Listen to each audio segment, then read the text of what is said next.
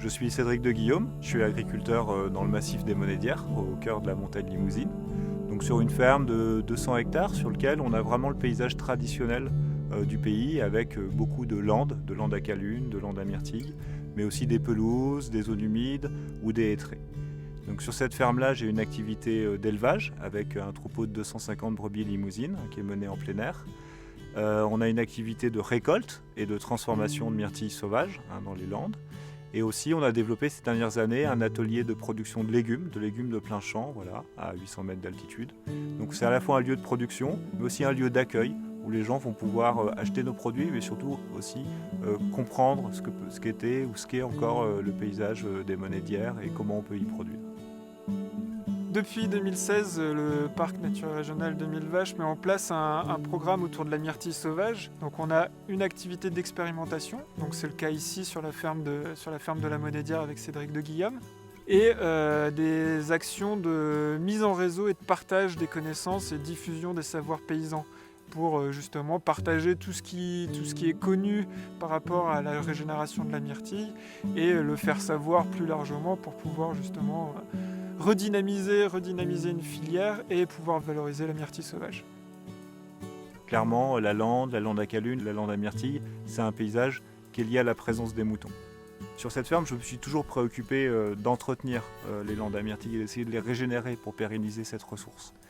Et le travail d'échange avec les éleveurs a montré à quel point c'était important, ce travail de régénération. Donc on est passé après une phase d'interconnaissance à une phase plutôt d'expérimentation. Donc on a pris une parcelle de 3 hectares. Il y a une partie qui a été brûlée, une partie qui a été broyée et l'ensemble est pâturé. Il y a des enregistrements réguliers qui sont faits pour essayer de voir l'impact que ça a. Et là on est en 2e année de régénération, c'est-à-dire qu'il y a eu 2 printemps et on voit que le pâturage des moutons est essentiel. Et c'est un pâturage bien particulier, c'est-à-dire que c'est un pâturage qui est fait au début de printemps et en plein printemps, avec des petits parcs sur lesquels les brebis vont rester simplement une journée, avec une pression de pâturage assez forte, et elles vont manger en fait toutes les plantes concurrentes à la myrtille. Et on arrive à une vraie recolonisation de la zone par la myrtille, et donc une promesse de récolte dans les années à venir, une fois qu'on passera non plus dans un stade de régénération, mais dans un stade de récolte. L'échange avec le parc naturel, il est intéressant aussi parce que ça m'amène à voir d'autres producteurs dans d'autres régions.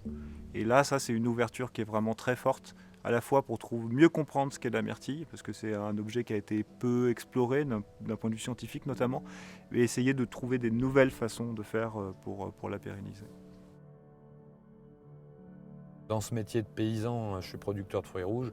Voilà. Alors j'emploie plutôt souvent le terme de ramasseur parce que le cueilleur, c'est quelqu'un qui ramasse à la main et que mine de rien, on ramasse des gros volumes. Donc c'est vraiment, on est plutôt des ramasseurs. C'est une activité très intense, très physique dans l'année, dans la saison. C'est le moment le plus dur peut-être de l'année, mais c'est le moment le plus agréable et où on est le plus en forme.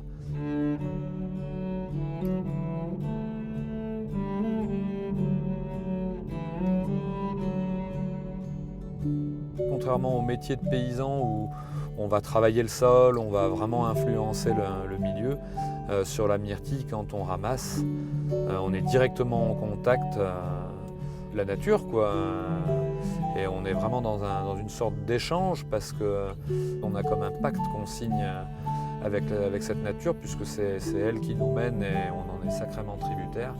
Voilà, nous en faisant ce qu'il faut pour la soigner, cette myrtille, et elle en nous donnant ses fruits. Aujourd'hui, l'enjeu de la myrtille sauvage, il n'est pas ici, il est à l'échelle du Massif central, voire des massifs producteurs avec les Vosges. Élaborer des savoir-faire pour la maintenir, lui donner une valeur parce qu'on la récolte correctement, parce qu'on trouve des moyens pour la trier localement, ça permet de réhabiliter cette production comme une production qui a un avenir. Et que ce fruit-là, qui est un fruit magique, apprécié vraiment de tous les consommateurs, tous les visiteurs, on peut continuer à le produire, même si c'est qu'une petite partie des fruits qu'on consomme en France.